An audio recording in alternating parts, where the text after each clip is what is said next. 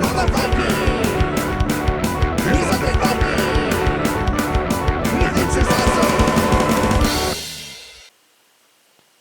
everybody, it's me, Lance Meister, the Undead Viking. I'm here to tell you about this game, Defenders of the Last Stand, from Richard Launius. I was fortunate enough to hear about this game about 2 or 3 months ago from the publisher, Jason Maxwell, 8th Summit Games. He told me he had this game in the works, and I was like, from Richard Launius, and I was like, oh really, what is it? And he was like, well, think Defenders of the Realm, but Mad Max universe. And bam, he had me hook, line, and sinker. Defenders of the Realm is one of my favorite games. It's one of those few co-op games done right. It is vintage Richard Launius, and I do love the post-apocalyptic, wastelands slash Mad Max slash Boy and His Dog, crazy mutated world, genre. I've always enjoyed that, and I knew I was going to like this game no matter what. I had no idea. That I was going to like this game as much as I have. So I'm going to talk more about the game and the narrative and the mechanisms and all that stuff. But let me dive into the gameplay, because it's going to take me a bit of time to get through all of that, and then we'll come back here and I will tell you why I dig the game and why I think it is going to be a perfect match for all of you co-op lovers out there. Alright, cool, let's do this. Alright, here it is. This is Last Stand. I will remind you before I dive into the gameplay portion of this video, what you see in front of you is a prototype. So when the game is published, it's going to look different than what you see in front of you. The cubes that represent the raiders obviously will be miniatures. Each one of those will be a mini.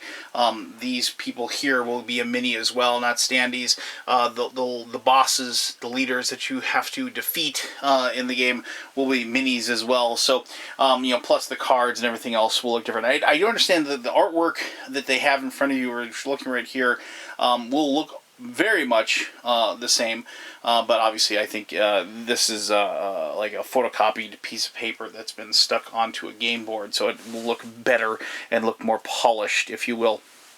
So I'm not going to give you a step-by-step basis of how the game is played. I'm just going to touch on the different aspects and mechanisms, just so you have a good idea of what you do when you play the game. The game has scenarios, and I have the scenario that I am playing is called The Flight to Freedom. As the game is played, more and more of these raiders will start hitting the table, depending on you draw a raider card that looks like this, and I'll show that to you in a little bit. But as you draw those, you will then place more raiders on the board, and you'll also eventually place the leaders on the board.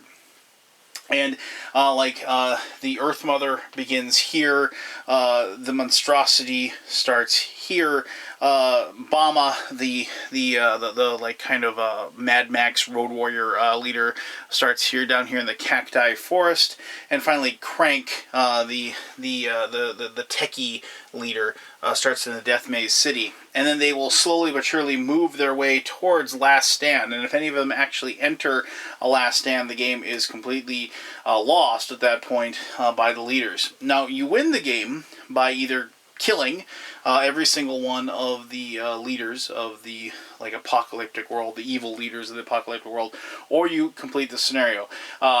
The scenario for this one is called The Flight to Freedom. What you need to do is you need to collect 4 pieces of an airplane, bring them back to the Last Stand, and then successfully take off and escape to the mythical land of Hawaii, is what it's called. Obviously Hawaii, and there's a lot of in jokes, like stuff like that, as you play the game, and I'll probably show a few of those to you as I draw the cards or show the cards to you. But it is a very much a post-apocalyptic world, a la Mad Max Fury Road, or Mad Max Road Warrior, or Mad Max, or if you want to talk video games like Wastelands, or which, in Wastelands 2, you just had a sequel, if you will, but of course Fallout and things like that as well.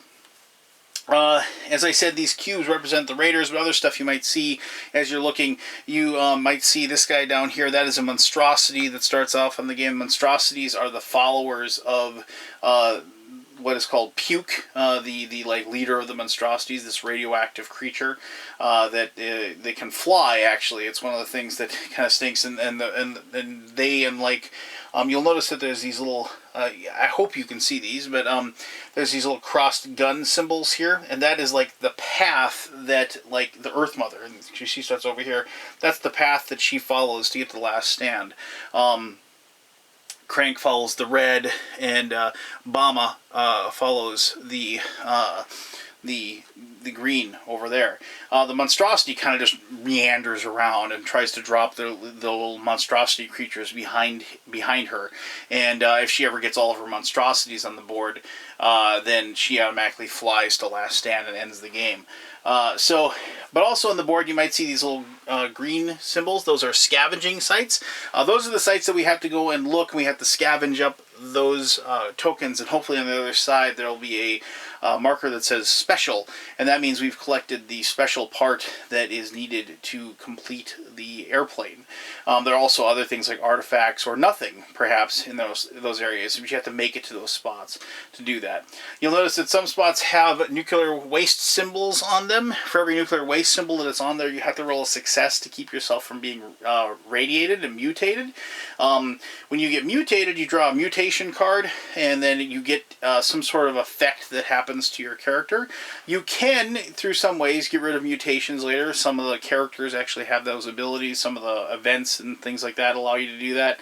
The bad thing about mutations, well, the good thing about mutations is sometimes they're good. Like, they increase your size, so then you have more actions and things like that. The bad things is, if you get too many mutations, you actually become a monstrosity, thereby killing off your character, and then you have to start a new one and place them in Last Stand. That can actually signal the defeat, however, if that's the last monstrosity to be placed on the board. Other than that, there's also, you might see this token over here, that is the adventure token. There is a deck of adventures, and then starting off, like this is, like it says, Old Mine number 4. That is the old mine location over there with the 4. If you can make it over there and go on the adventure, you will then take this card and turn it over, and you can go on the adventure. I will get more into that and other things once I get into the actions portion of the game. I just wanted to show you some of the different leaders I mentioned. Like here is Bama, the leader of the Road Riders. Crank, the leader of the Techies. Crank gets these ancient tech cards. When you fight him, like he'll get them whenever he gets one to start with in the scenario. But then whenever the Techies, like the red cubes, if they force a outburst of like basically an overrun in the area, like because you only have 3 things in any one spot. If you're supposed to put another raider in a spot that already has 3 of any color in there, you cause an overrun and they spread out. If a techie causes that, the Crank gets an extra ancient tech. If you decide to fight him, at that point you flip the cards over and you find out what special abilities that he has. And so there's a big deck of those cards. And they have different abilities like, say, release some sort of gas as the rangers approach. Prior to the attack, each ranger suffers D3 wounds from the gas. And so, or here we have magical armor forged by the ancient master craftsman Kevlar. Crank's to hit number is increased to 4 or more to actually get hits on him. So you'll flip those over, and then those stay with him. Of course, like the first time you don't know what they are. You learn that as when you go up to attack him. Puke, as I said, the monstrosity leader, and Bramble, the leader of the Earthers, the Earth Mother. You'll notice that these have a start hit point, and they also have these base hit points. When they appear, they have their maximum number of hit points, but as the game progresses, you can do things through events or through missions or through adventures, or by taking actions. You can reduce their starting health by kind of sabotaging them. You can't ever get them below their base number. You have to get them below the base. You have to actually then physically attack them to defeat them. You'll also notice that there is a Ranger's Defeat on there. If you ever attack a leader and you fail to kill it with an attack, and then everybody can join in. That's the whole deal. You have to get all the Rangers basically together to attack. Very rarely can one person take on a leader all by themselves and succeed. But if you're defeated when you attack them, then there's certain special things that happen when that occurs. Like if the Rangers are defeated in a battle of Bramble, they each suffer D3 wounds and roll a die on a 3 or more advance Bramble one location towards Last Stand, and give them 2 new Earther Warbands, so 2 new minions, if you will. Like here's Bama, Rangers defeated. The Rangers are defeated in battle. Each Ranger in the battle suffers a D6 wounds, and an oil and ammo stockpile is added to the location of the battle. The oil and ammo stockpiles are these guys. You get a bunch of them. I forget what the exact number is offhand, but whenever you have an overrun, you also place one of these oil and ammo bases. If you ever run out of these and there aren't any more to put on the board, and you're instructed to do so by the game, you lose the game as well. Or in some scenarios, it might cause like a final battle situation, but in this scenario, you just lose if you do that. As I said, you lose if one of the leaders makes it into Last Stand. You lose if all those oil and ammo tokens get placed on the board. You lose if you're instructed to put another Raider cube on the board or Raider figure on the board, and you can't. So there's lots of ways to lose. And to win, you have to kill all 4 of the leaders, or in this case, the scenario, you have to get all the parts of the aircraft and take off and save your and fly to Hawaii. So I've already set up the game. I've just taken some random characters. As you can probably guess, characters like Defenders of the Realm before. You have a name, you have some certain abilities, ways to break the rules. The old man, you can discard a Defender's card matching the color of one of the Raiders on the location to make the hit number on all Raiders of any color on that location 2 or more. So it's a good way, the ability to kill more. The Hidden Cache, when ending a turn on a location with nuclear symbol, you draw 2 extra Defender's cards. And Know Stuff, you may discard a Karma token to substitute your Ancient Tech skill for your Adventure or Scavenge skill. Notice how his Adventure skill and Scavenge skills are 2, but his Ancient Tech skill is 5, so that's the number of dice he gets to roll. So it's just certain abilities and certain powers that break the rules. And so the Gunslinger, the Veteran Ranger, Joshua the Wing Flyer, Trapper Frank,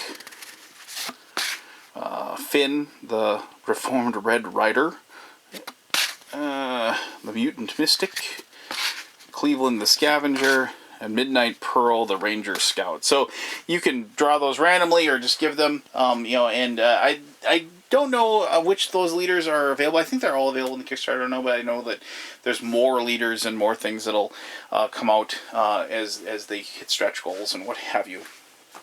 So on your turn, you have a certain number of action tokens, and you'll normally it's 5. It might be different due to like changes in the game or changes in your abilities, but these are the action tokens, and you'll just place those on your character sheet like so, and then when you use them, you just take them off. Or you don't really have to do that, because after a while you'll just remember, oh, I have 6 actions, so I can do 6 actions this turn. The big thing is that if you get hurt, if you take wounds, these are your wounds as well. So you take those off the board and you put them off the board. And you can't get those back until you take an action to heal, in which case then you have the actions available to you again. Pretty straightforward. So if you run out of those, you run out of wounds and you are killed. You can be killed that way, and obviously also you can be killed if you turn into a monstrosity. So on your turn, you're going to take actions, and you're also going to use Defender's cards. I'm just going to grab a bunch of these Defender's cards just so you can see them. Defender's cards will have like the name of one of the leaders and the number of dice that you would get if you're going to use those cards to attack the leader. So you collect them for that reason. They also have these symbols up on the top, like so. The motorcycle allows, if you want to use it for the motorcycle, it allows you to move 2 spaces on the board instead of 1. Normally when you use an action to move, you can move 1 space. If you use a motorcycle, you can move 2 spaces. Now moving, I'm just going to show you, you might not be able to see this, but you can see there's little breaks in the lines here. And then that is moving. You have to move through those. You can't move through a solid line. So notice there's a solid line right here. You can't move through there. And when you're using a motorcycle, you would just move 2 spaces as long as there's a break in the line. However, if you have a card that has that hang glider on there, you can move up to 4 spaces and you can actually pass over a line. So you can, like, you know, so if you wanted to go you want to move 4 spaces from here, so 1, 2, 3, 4 to get there, you could go 1, 2, 3. Notice how there's a solid line there. You could go 4, and you could cross that because of the fact that you used a hang glider for that particular spot. You know, the cards, then, like, obviously that card is worth more because it's got 2 dice on it, but, you know, the movement is actually really, really good on there. Some of the symbols will have these grenades on them.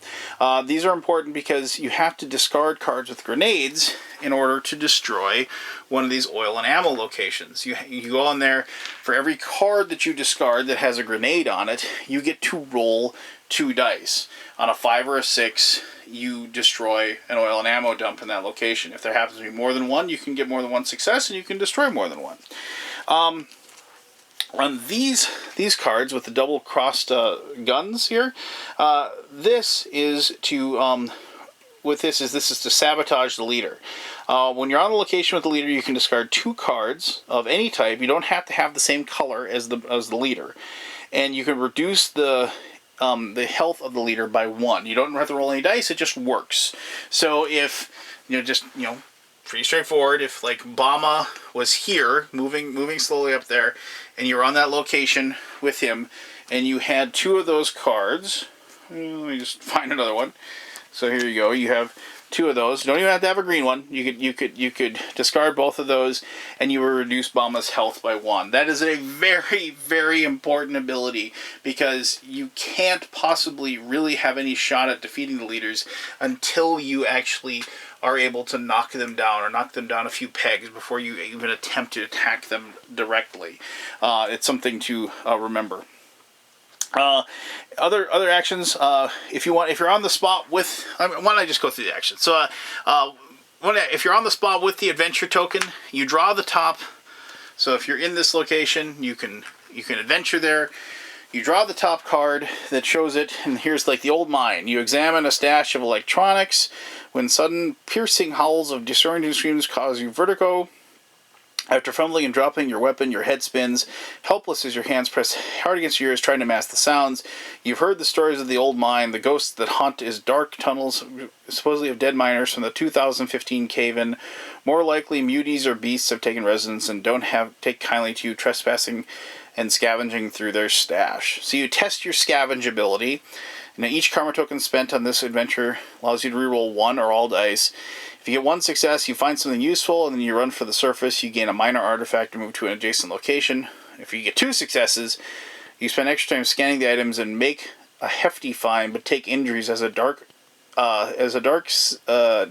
sinks into your thigh.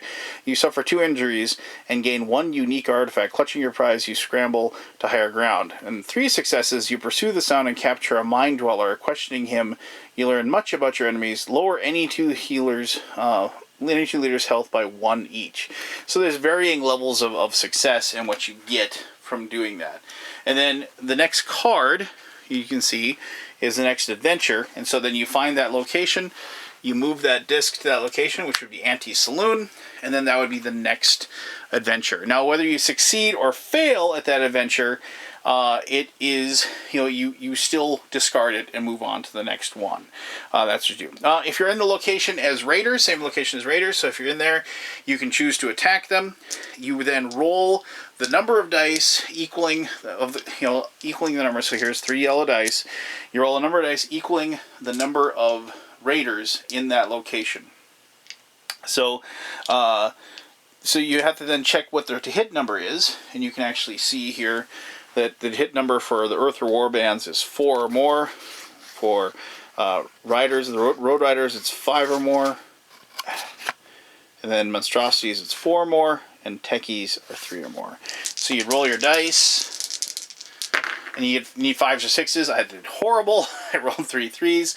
And now the interesting thing, just as an aside, the Earthers are nomadic Amazonian people, so on and so forth. Buffalo Mounts. Earthers attacked and not defeated on the same turn flee the battlefield. Move all remaining Earthers to any adjacent locations, then add 1 Earther to one of the new locations they moved into.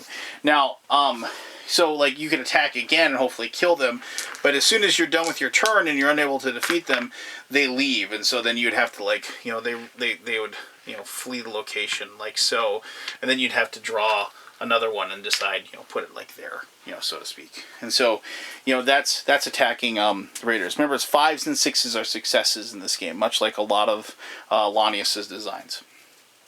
You can attack an oil depot. I've already explained that. You can scout a monstrosity. If you have a monstrosity on the board, like down here, these are not what the monstrosity tokens will look like. But you can scout a monstrosity. You scout a monstrosity because you have these monstrosity cards, and monstrosities have a random ability. So you draw the top card, and you look at it, and it says it's an armadillo. It's heavily armored and defends attacks by releasing gas. And so it tells you exactly what you need to do to defeat it. You may gain 2 additional dice for each blue card you discard. To hit number an armadillo is 5 or more. You need 1 hit to slay the armadillo. What happens when you fail? And these are all different, obviously. There's Fang, there's Slither, there's Skeletor. But anyway, so you have armadillo, and then if you scout him, you just put the figure on that, and so then you remember, what he is and what his power is, and so then you have that there. Now, you can attack him without scouting, and then you just turn the card over and find out what you have, but obviously if you have a good idea of what you're fighting, then you can maybe prepare for it or what have you. Then that's another thing. You can just attack the monstrosity. You just, and then you defeat it. Actually, the cool thing, like monstrosities, obviously you want to defeat them because of the fact that you want, if too many of them show up on the board, then you're going to lose the game. But you get a reward for defeating a monstrosity. The reward for defeating the monstrosity will actually be on the monstrosity card itself. You can see that in the bottom. The reward for this is reduce Puke's health by 1 or draw 1 special card.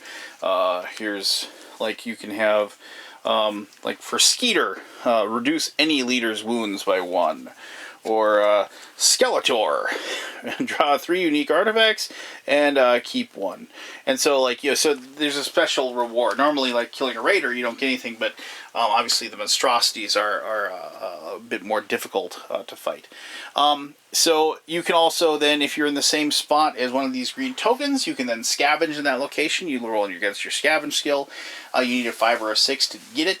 If you don't, if it's empty, you just roll normally. If there happens to be a raider in the location where you're trying to scavenge, you have to roll 1 less die than normal. You can still try it, but obviously they're kind of impeding it. If you successfully scavenge, you turn it over, and you see what you get. In this case, it would be a unique artifact or 2 defenders cards. If you get a token that has a star on it, like this one that says nothing, you remove all the scavenge tokens from the board, you mix them up again, and then proceed to put them back on. You put scavenge tokens on when instructed to, when you draw the Raiders cards that have events on them, but I'll explain that also in just a little bit. You can attack a leader, as I said. One defender spends the action in a location that's a leader. So, like, say, Crank is there, but there's like 3 there. One person spends the action to attack the leader, but all defenders in the location may join the attack at the direction of the active leader. You have to discard the cards that match the leader to enable to attack them. So, it's Crank, so you'd have to discard Crank cards to be able to go ahead and attack them. If you win and defeat them, each participating player can choose to draw 3 cards or draw a special card.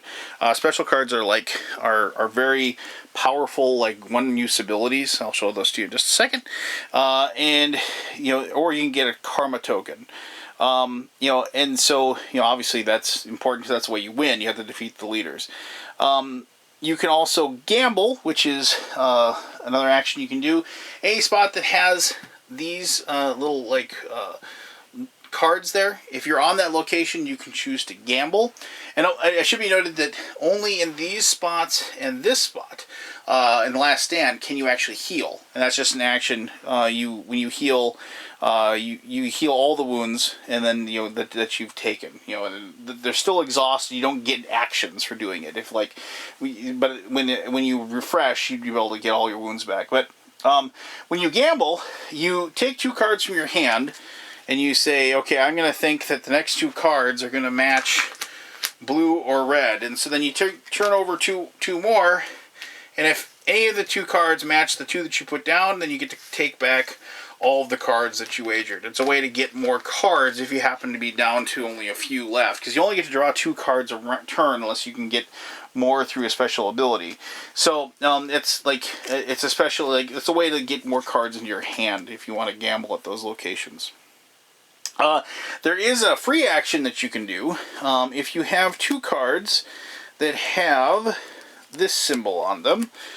This like weird karma symbol or badge symbol up there. You can discard 2 of those cards, and then you can also collect one of these special cards. And then the special cards, as I said, have like a special ability. Like any leader adds a die, or flank attack. Discard to move 1 leader backwards 1 location. A team of raiders attack raider camps in the dead of night. Discard to remove all raiders from 2 locations. For then any leader, it's 2 dice. So they're very powerful abilities that you only get to use once, but you know they're very well worth it. And some of them are sidekicks, which you can place next to your character, and you can have them help you out, obviously. And they're little people that follow along with you, and help you out.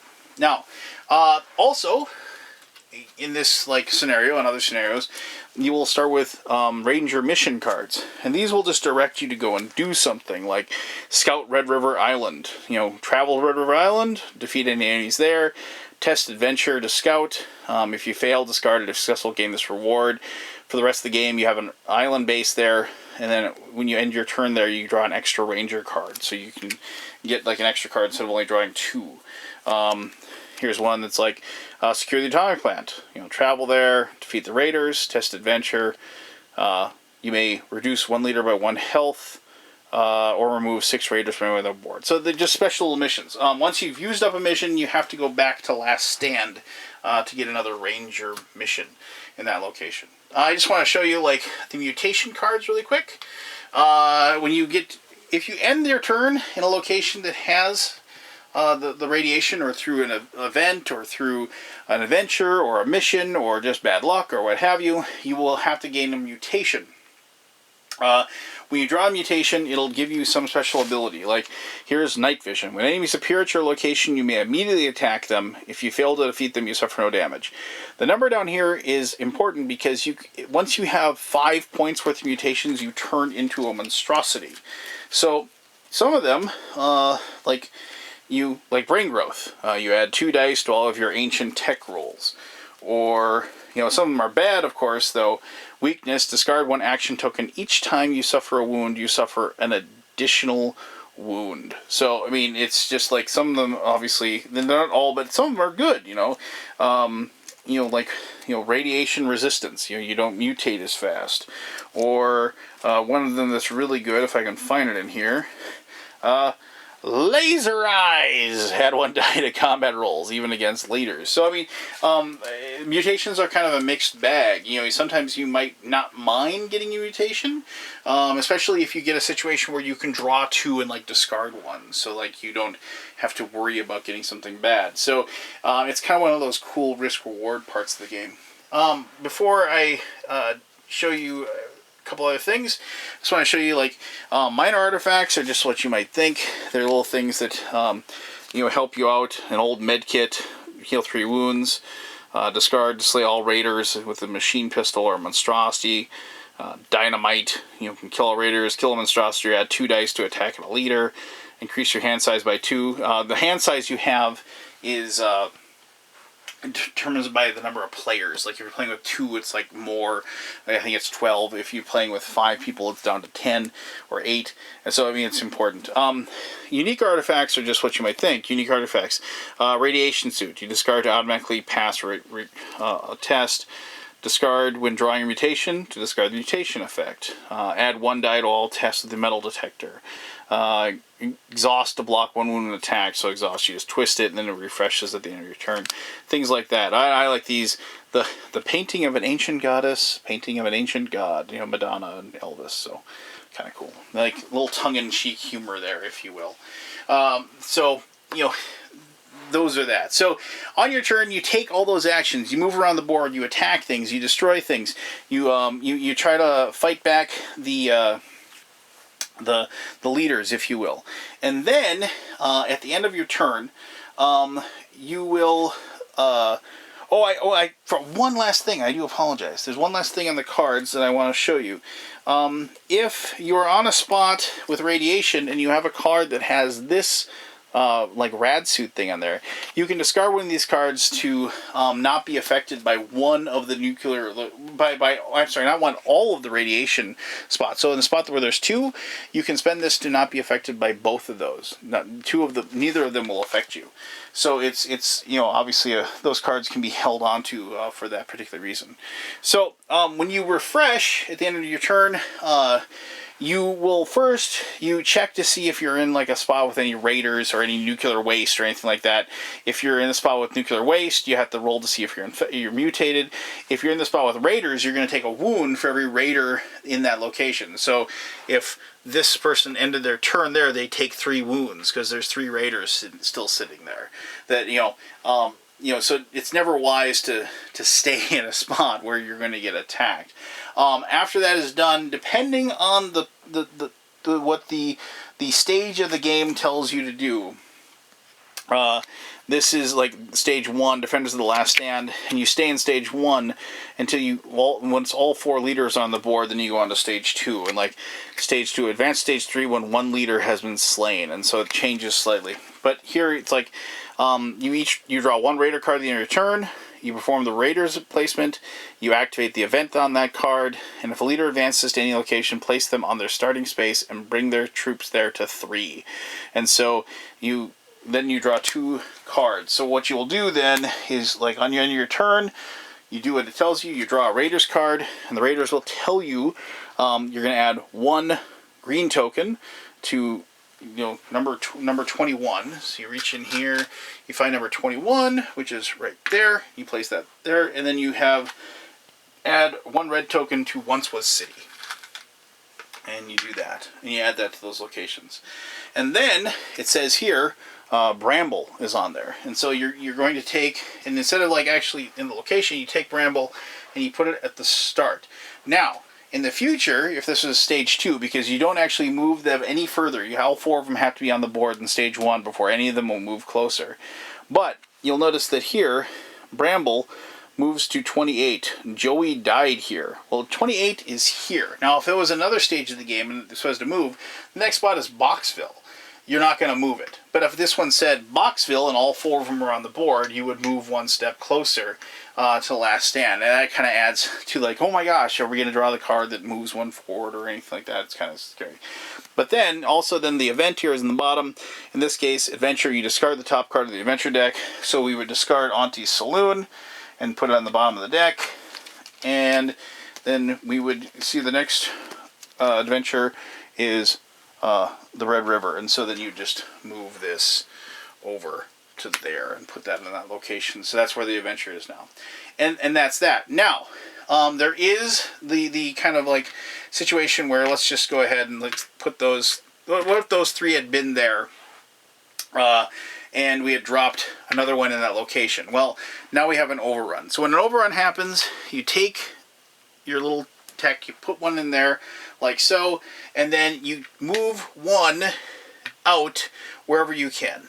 And so there's 1 here, 1 here, 1 here. You moved them all out because they can move into those locations, and they've expanded out, and that's done. Now, you won't have double overruns, if you will. So let's say in this case there were 3 here like that.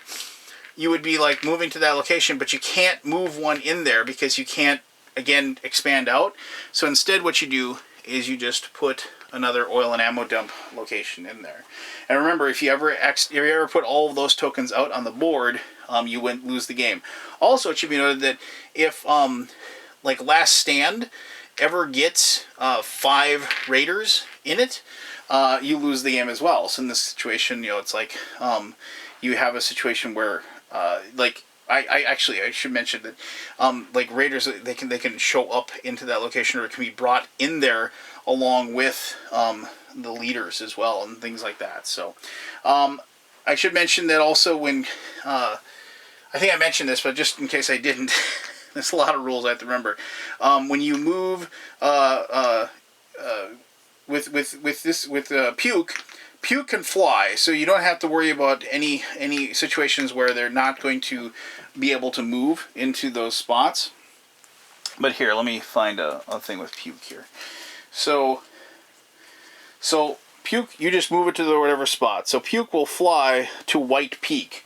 And so you just take Puke, and then you find number 8, and let me see where number 8 is. You just go there, and then you drop another mutation into that location. I should have dropped one here actually too when Puke shows up at Mutant Mountain. And you drop another mutation. Mutations can't cause overruns. They won't cause that situation to happen. So that's, something to do with them as well. So I didn't do everything and show you everything the game has. There's still like some minutia there. But the gameplay portion of this kind of went a little long, so I do apologize for that. But I hope this gives you a pretty good idea of how the game works and the process and works. If you want to see further information as far as the gameplay and the way the cards look and everything like that, go to the Kickstarter, check out the minis, check everything, and you'll really be able to see everything about the game and how it all the different narratives, I guess is what I'm trying to say, like the different ways that this game tells a story and invites you into this weird post-apocalyptic world really will shine for you. So, all right, well, there you go. Let me tell you more about Defenders of the Last Stand and my conclusion, which I will do right now.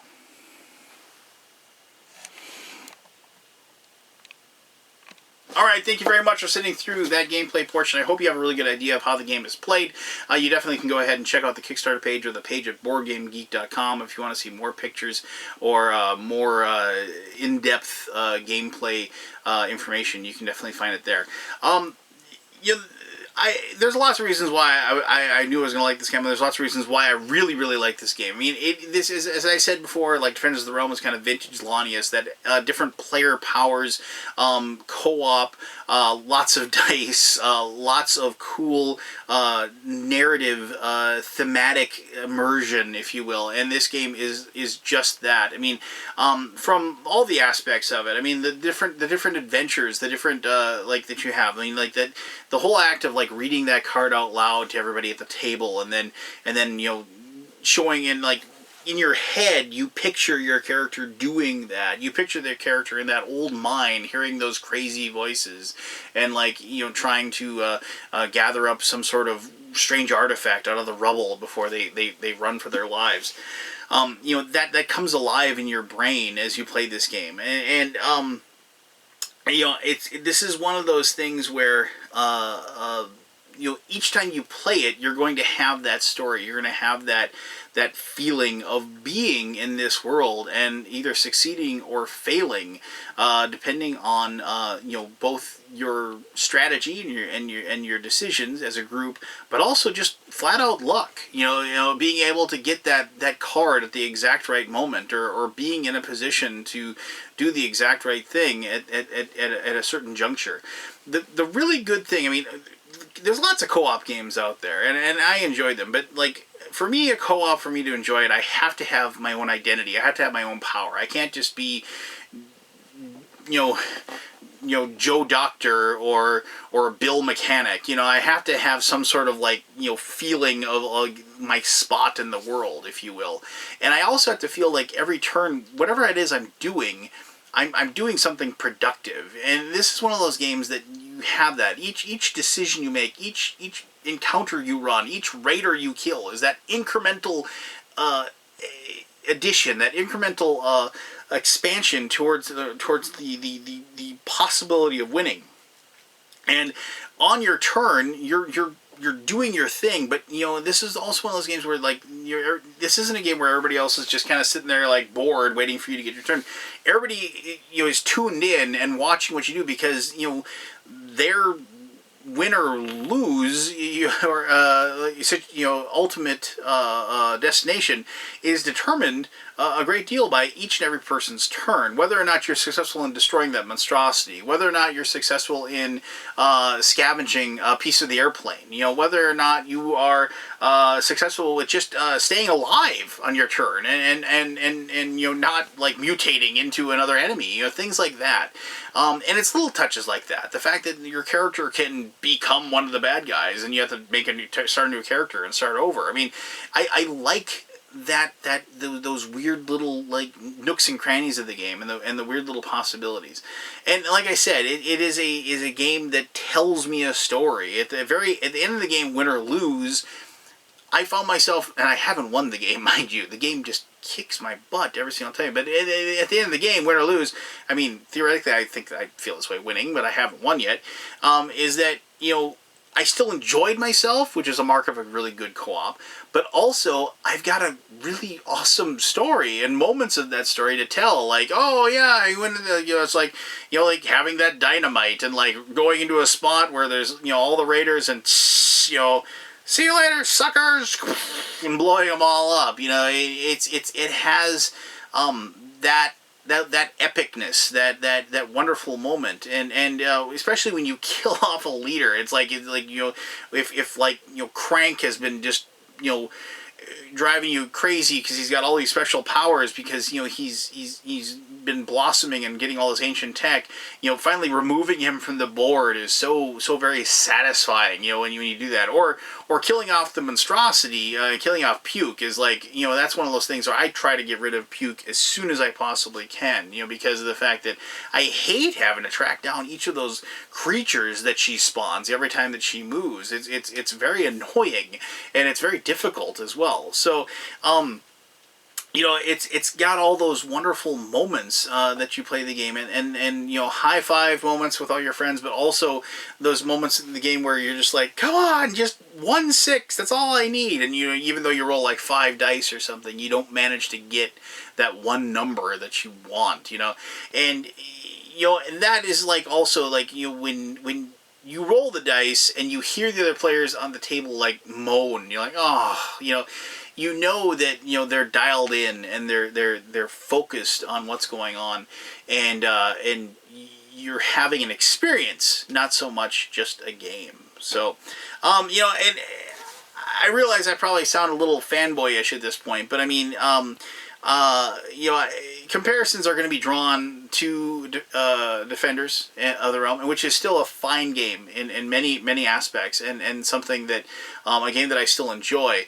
But I like the theme of this game more. I like the post-apocalyptic world more, and I like the added little bonuses of this game. I like the crazy locations and the adventures and the missions, and that aspect of it. The fact that like I don't feel like in Defenders, I always felt like I was just constantly just maintaining.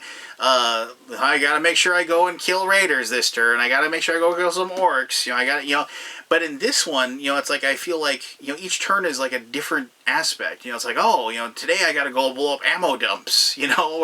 Or this turn I'm gonna take a hang glider and I'm gonna fly in and I'm gonna have an adventure at the old Red River. And things like that. That it expands upon it and creates. There's more to it. If you will. It isn't just kind of. That wash, rinse, repeat that I get from Defenders of the Realm. So I guess for all those reasons and tons more, this is one of those games that I think co-op people are just going to absolutely adore. I mean, it avoids the general action, because of the fact that like you don't have one person telling everybody you go do this, you go do this, you go do this, I'll do this. It's each person has their own specific abilities. You have your own separate cards. You can tell me all day long, you need to go and attack Crank. Well, I don't have any cards to attack Crank, so I don't know what, I'm going to go over here and I'm going to do this because that's the best possible option that I have. And so you have that wonderful aspect of the game that it avoids, where you just end up just kind of just doing, like the same thing every single turn just because it's the most obvious thing to do. Whereas in this game, it's like, should I kill raiders this turn? Well, maybe I should. And the fact that you have so many actions, you can do multiple things. I'm going to stop here. I'm going to kill some raiders. And then I'm going to move here, and I'm going to get another mission. And then I'm going to move over here, and I'm going to scavenge. You know, and so you're doing multiple things in your turn that are all very important, but you get to do all of them, and not just one thing. So, I don't know. It's just, you're going to have to like dice, and you're going to have to like a little randomness. But if you can put up with that, and you can accept the fact that even with the best plan and the best strategy, you still might fail just because you don't roll, you know, well enough, then I think this game is going to fit you to a T. I've played it 5 times now. I haven't won once, and I've enjoyed every single time. And I guess for me, that and that alone is a mark of a great game. So there you go. So there you go. That is Defenders of the Last Stand. If you have any questions about the gameplay or the process or the game in general or anything, please, by all means, ask away. I'll try to answer those to the best of my ability. As always, I greatly appreciate you taking the time to watch this video. And until next time, you have yourself one heck of an awesome day. All right. Bye-bye.